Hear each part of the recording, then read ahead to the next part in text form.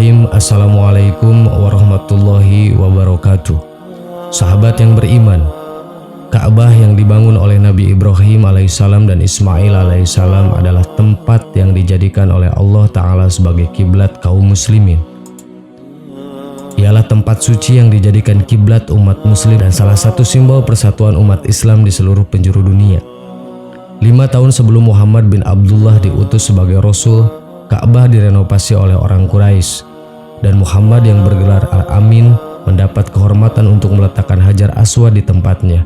Hingga akhir zaman bentuk Ka'bah akan seperti itu. Namun ada berita dari Nabi bahwa kelak ada sosok yang menghancurkan Ka'bah. Siapakah dia?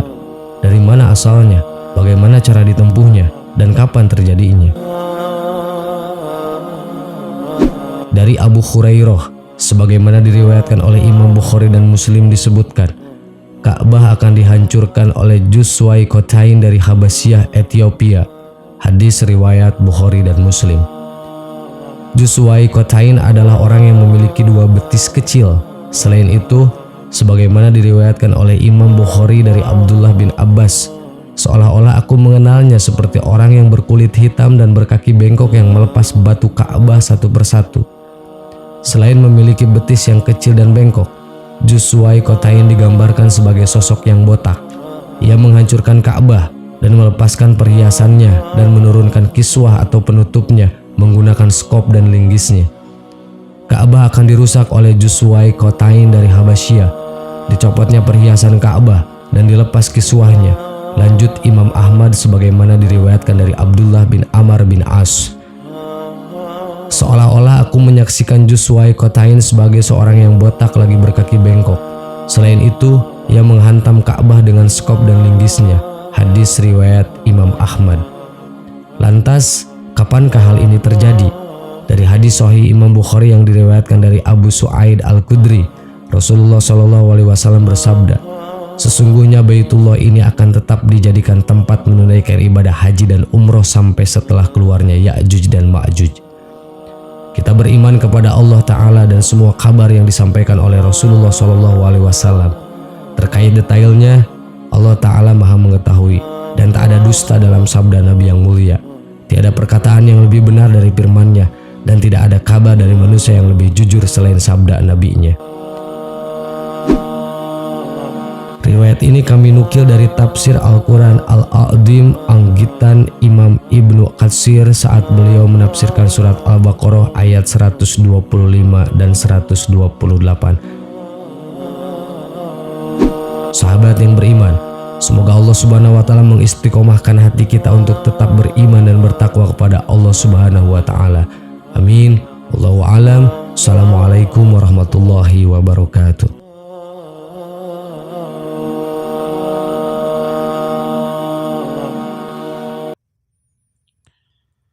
Ma'asyiral muslimin yang dimuliakan Allah Subhanahu wa Ta'ala, kita tahu bahwa tanda-tanda alamat kecil itu memiliki beberapa peristiwa. Ada tanda-tanda alamat kiamat kecil yang sudah berlalu dan tidak mungkin kembali. Ada alamat kiamat kecil itu yang telah terjadi dan akan terus terjadi dan akan terulang-ulang kejadiannya. Kemudian yang ketiga, alamat tanda-tanda kiamat kecil yang belum terjadi. Dan tentu yang terakhir ditutup dengan tanda-tanda alamat besar. Di antara tanda-tanda kiamat yang kecil dan sudah terjadi dan tidak mungkin terulang lagi, seperti diutusnya Nabi SAW dan wafatnya Rasul, terbelahnya bulan menjadi 2. Kemudian juga api Hijaz yang pernah terjadi di negeri Syam. Kemudian alamat yang senantiasa terjadi dan akan terulang-ulang adalah futuhat wal hurb. Futuhat artinya pembebasan negeri dan peperangan. Kemudian juga menyandarkan ke perkara kepada yang bukan pakarnya. Kemudian kerusakan kaum muslimin. Kemudian terjadinya gerhana terjadinya gempa, dan begitu seterusnya. Lah adapun tanda-tanda kiamat yang belum pernah terjadi sudah saya singgung pada kesempatan yang lalu. Di antaranya mengeringnya sungai Efrat dan terlihatnya gunung emas. Kemudian juga kemarin kita sudah singgung tentang perang yang besar yang disebut dengan Malhamatil Kubra. Lalu apalagi tanda-tanda kiamat yang belum pernah terjadi tetapi akan terjadi di akhir zaman? Munculnya seorang laki-laki dari Qahtan yang membawa tongkat dan menggiring manusia. Ma'asyiral muslimin yang dimuliakan Allah Subhanahu wa taala. Dalam sebuah hadis Nabi sallallahu alaihi wasallam mengatakan, "La taqumus sa'atu hatta yakhruja rajulun min Qahtan yasukun nas bi asa." Tidak mungkin tegak hari kiamat sampai keluar seorang laki-laki dari suku Qahtan Arab yang menggiring manusia dengan tongkatnya. Ma'asyiral muslimin yang dimuliakan Allah Subhanahu wa taala. Kita tahu bahwa ada 5 manusia yang termasuk min alamati sa'ah, dari tanda-tanda kiamat, dan 5-limanya akan muncul di akhir zaman. Yang pertama Al-Mahdil Muntadhar, Muhammad ibn Abdullah atau Ahmad ibn Abdullah, yang akan mengusung khilafah ala minhajin nubuwah. Kemudian yang kedua Isa bin Maryam, yang akan turun di akhir zaman, yang akan membunuh Dajjal, mematahkan salib, membunuh babi, dan berhukum dengan hukum keadilan, dan akan mengislamkan banyak dari kalangan ahli kitab sebelum wafatnya. Kemudian yang ketiga Dajjal. Dajjal adalah seorang manusia sama dengan kita, tetapi memiliki penampangan yang sangat buruk sekali, karena dia bermata satu. Kemudian juga betisnya bengkok, pendek, berperawakan banyak cacatnya, tetapi memfitnah manusia di akhir zaman. Kemudian yang keempat dan yang kelima yang kita akan bahas. Pertama, seorang laki-laki dari Qahtan, dan yang kelima seorang budak yang bernama Jahjah. Inilah 5 manusia yang akan keluar di akhir zaman. Al-Mahdil Muntadhar Muhammad ibn Abdullah, Isa bin Maryam, Dajjal, seorang raja dari kabilah Qahtan, dan seorang laki-laki yang bernama Jahjah. Nabi SAW mengatakan, "La taqumus sa'ah hatta yakhruja rajulun min Qahtan yasukun nas bi asa." Tidak akan tegak hari kiamat sampai keluar seorang laki-laki dari suku Qahtan yang akan menggiring manusia dengan tongkatnya. Dalam riwayat seperti menggiring hewan-hewan kambing. Ada beberapa tafsiran para ulama, di antaranya Imam Al-Qurtubi, Al-Hafidh Ibnu Hajar, dan yang lainnya. Apa yang dimaksud menggiring manusia seperti menggiring kambing dengan tongkatnya? Ada yang mengatakan bahwa ini simbol kelembutan, simbol keadilan. Ketika menggiring kambing tentu dengan lembut dan adil. Tapi ada juga mentafsirkan sebaliknya. Maksudnya ketika dia menggiring kambing itu dengan cara mencambuknya, menunjukkan kezalimannya. Wallahu a'lam. Karena sebagian ulama mengatakan seperti itu. Kemudian Nabi SAW mengatakan, la yadhhabul lail wan nahar hatta yamlika rajulun minal mawali yuqalu lahul jahja. Dan tidak akan pergi siang dan malam sampai datang seorang laki-laki yang akan berkuasa, yang laki-laki itu disebut dengan jahja. Jahja itu artinya suara yang melengking, yang membentak. Terjadi silang pendapat, apakah rajulun minal Qahtan, laki-laki dari Qahtan itu, dari suku Himyar Yaman, adalah jahjah, ataukah jahjah sendiri dan seorang laki-laki dari Qahtan sendiri? Sebagian mengatakan bahwa ini dua orang yang berbeda. Kenapa? Karena rajulun minal Qahtan ini orang merdeka dari kabilah Qahtan, dari kabilah Himyar Yaman. Tapi jahjah ini bukan orang merdeka, mawali, mantan budak yang dimerdekakan. Ma'asyiral muslimin yang dimuliakan, tapi ada kemiripan, dua-duanya akan berkuasa di akhir zaman. Tapi kapan waktunya? Wallahu a'lam. Hanya Allah Subhanahu wa taala yang tahu tentang waktu berkuasa dua laki-laki ini. Rajulun minal Qahtan dan juga rajulun yuqalu lahu jahja. Seorang laki-laki yang dikatakan dari negeri Qahtan dan seorang laki-laki yang dikatakan al-jahja. Ma'asyiral muslimin yang dimuliakan Allah Subhanahu wa taala. Kemudian juga di antara tanda-tanda kiamat yang belum terjadi adalah munculnya seorang laki-laki dari Ethiopia, dari Habasyah, dari kelahiran Abrahatul Aslam yang pernah menghancurkan Ka'bah tetapi tidak bisa karena diserang burung ababil. Seorang laki-laki yang sangat buruk perangainya, namanya Dzu Suwaiqataini. Suwaiqataini diambil dari kalimat sak, dan sak itu artinya paha, pemilik dua paha, karena pahanya melengkung seperti busur, jelek jalannya, berkulit hitam, sangar.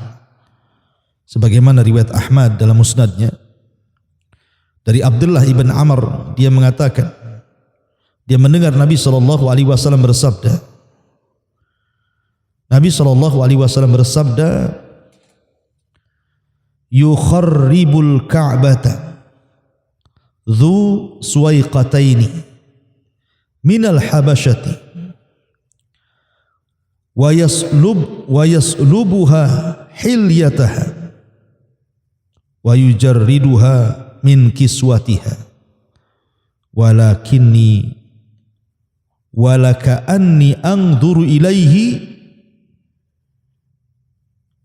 Kata Nabi SAW, Ka'bah akan dihancurkan oleh seorang laki-laki yang bernama pemilik dua betis, Dzu Suwaiqataini, dari negeri Habasyah, di mana akan mengambil seluruh perhiasan yang ada terpendam di bawah Ka'bah dan akan menelanjangi Ka'bah dari kiswahnya, dan seolah-olah aku melihatnya, kata Nabi.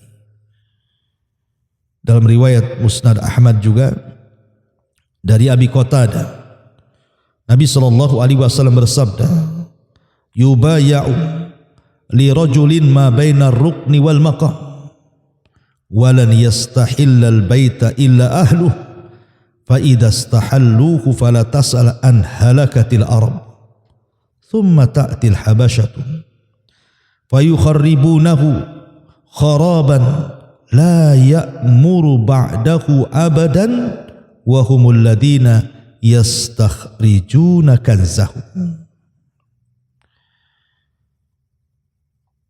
Dari Musnad Ahmad dari Abi Qatadah, di dalam Musnad Imam Ahmad Di situ dicantumkan dari Abi Qatadah. Nabi SAW bersabda bahwa sesungguhnya akan ada laki-laki, maksudnya Al-Bahnil Muntadhar, akan dibaiat di antara sudut tempat Hajar Aswad dan makam Ibrahim. Dan Ka'bah tidak akan dirusak kehormatannya melainkan oleh orang Arab sendiri. Dan bila mereka telah merusak kehormatan Ka'bah, maka itulah saatnya kehancuran bangsa Arab. Kemudian datang orang Habasyah meruntuhkan Ka'bah tersebut, yang setelah itu tak pernah dibangun kembali selamanya. Dan merekalah yang menggali harta yang terpendam di dalam Ka'bah tersebut. Ma'asyiral muslimin yang dimuliakan Allah Subhanahu wa taala, maka tanda-tanda kiamat yang belum terjadi, robohnya Ka'bah dan diambilnya pembendaharaan Ka'bah, bahkan Ka'bah akan dilucuti dari kiswah-kiswahnya. Kapan itu? Wallahu a'lam. Sebagian ulama mengatakan bahwa peristiwa ini setelah Isa bin Maryam diturunkan oleh Allah Subhanahu wa taala dan setelah wafatnya Isa bin Maryam. Ada juga mengatakan peristiwanya setelah terjadi azab kepada Ya'juj wa Ma'juj yang dibinasakan oleh Naghaf, oleh ulat-ulat kecil. Ada yang mengatakan terjadi setelah munculnya Dabatul Ard, binatang yang melata dan bisa bicara. Ada yang mengatakan bahwa setelah seluruh alamat tanda-tanda kiamat muncul, barulah Ka'bah dihancurkan oleh Dzu Suwaiqatain. Tapi ada juga yang mengatakan, dan ini perkara yang masyhur yang sudah saya singgung tadi, bahwa peristiwa itu ba'da mauti Isa, setelah Isa bin Maryam meninggal. Kemudian manusia mulai kembali ke jalan jahat. Mereka kembali murtad, sebagian mereka jadi munafik. Ketika mulai rusak dan tidak ada yang membimbing mereka, tiba-tiba Ka'bah sudah tidak ada yang tawaf di situ. Tidak ada orang umrah dan haji lagi di situ. Maka saat itulah kemudian datanglah dari Ethiopia Habasyah seorang laki-laki yuqalu lahu Dzu Suwaiqatain. Namanya pemilik dua betis, bahasa Arabnya Dzu Suwaiqatain.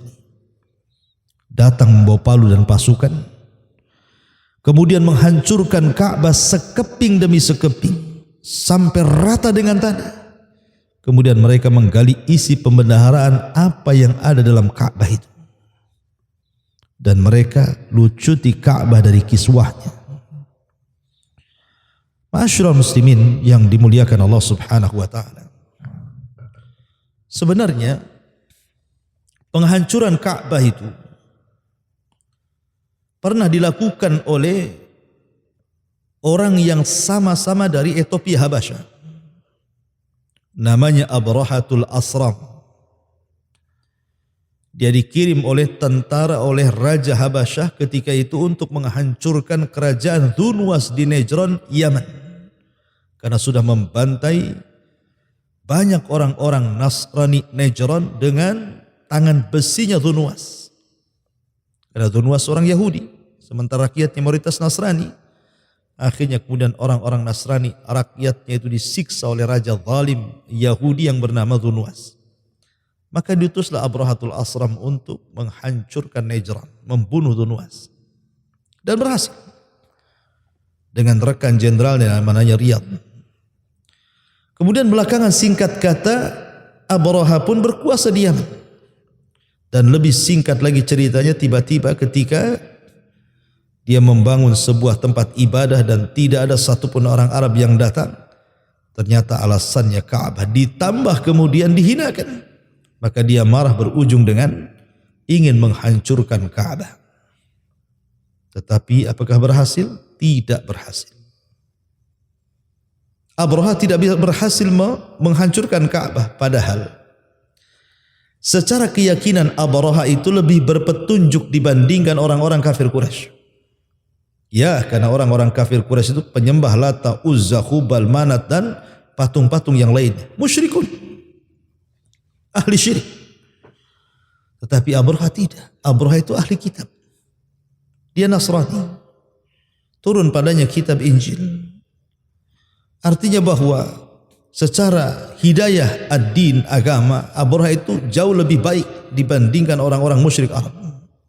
Tapi kenapa Abraha tidak diizinkan menghancurkan Ka'bah? Justru dia yang dihancurkan. Dikirim burung ababil, tarmihim bihi jaratin min sijil faja'alahum ka'asfin ma'kul. Dibinasakan oleh burung-burung ababil, tentara-tentara Allah Subhanahu wa taala. Rupanya Ka'bah dihormati, dilindungi Allah Tabaraka wa ta'ala, karena 50 hari setelah peristiwa ini akan lahir Sayyidul Anbiya wal Mursalin, pemimpinnya para nabi dan rasul. Sebab itulah Allah jaga Ka'bah dari penyerangan Abrahatul Asram ini. Tetapi nanti di akhir zaman muncul pengganti Abrahatul Asram, namanya Dzu Suwaiqataini. Dia bawa palu dan pasukan, dihancurkan Ka'bah sekeping-keping sampai dia ambil pembendaharaannya. Dan itu satu di antara tanda-tanda kiamat yang belum berlaku. Ma'asyiral muslimin yang dimuliakan Allah Subhanahu wa taala. Sebenarnya Ka'bah sendiri sudah bolak-balik dirobohkan dan dibangun. Sejak zaman Nabi Adam alaihi salam sampai kepada Ibrahim sudah tidak ada lagi bekas bangunannya, hanya pondasinya. Ibrahim menaikkan Ka'bah, Baitullah Al-Haram. Kemudian di masa Nabi SAW berusia 15 sampai 17 tahun terjadi banjir dan perang Fijar sehingga menghancurkan separuh Ka'bah. Akhirnya orang-orang Quraisy pun merobohkan semuanya dan membangun dengan cara bangunan yang baru dari harta yang halal, sehingga karena tidak cukup sehingga Ka'bah tidak dibangun semua, hanya bisa dibangun separuh. Sehingga Hajar Ismail keluar dari Ka'bah. Kemudian di zaman Abdullah ibn Zubair berkuasa, dihancurkan Ka'bah itu. Dibalikin bangunan Ibrahim oleh Abdullah ibn Zubair. Tapi oleh Ibnul Malik ibn Marwan dirobohkan lagi. Kemudian dibangun seperti ala jahiliyah. Maka di zaman Imam Malik rahimahullahu ta'ala, Imam Malik dimintai fatwa tentang soal pembangunan Ka'bah. Kenapa tidak persis seperti bangunan Ibrahim? Kenapa kita tidak melakukannya? Karena Imam Malik itu imam Darul Hijrah, imamnya kota Madinah. Ya, dan dipercaya oleh orang-orang Madinah dan fatwanya diakui. Imam Malik hanya mengatakan jangan, sudahlah biarkan Ka'bah seperti itu, jangan dijadikan permainan para penguasa yang asik merobohkan membangun dan begitu seterusnya. Ma'asyiral muslimin yang dimuliakan Allah Azza wa Jalla. Lalu kapan terjadi penghancuran Ka'bah dan tidak mungkin tegak lagi Ka'bah di permukaan bumi ini? Nabi SAW mengatakan dari Anas bin Malik radhiyallahu anhu, kata Rasul, la taqumu hatta la yuqal fil ardi Allah Allah Allah. Tidak akan tegak hari kiamat sehingga tidak akan dikatakan di bumi ini orang yang mengucapkan lafaz Allah Allah Allah. Rawahu Muslim. Ketika tidak ada lagi orang mengucapkan Allah, orang sudah tidak kenal sholat, tidak kenal puasa, tidak kenal zakat, tidak kenal haji, tidak kenal umrah, dan manusia berada di atas kegelapan. Disinilah datang Dzu Suwaiqataini dari Habasyah Ethiopia, kemudian menghancurkan Ka'bah dengan tujuan mengambil pembendaharaan yang ada di dalam Ka'bah itu. Ma'asyiral muslimin yang dimuliakan Allah Subhanahu wa taala, inilah di antara tanda-tanda kiamat yang belum terjadi.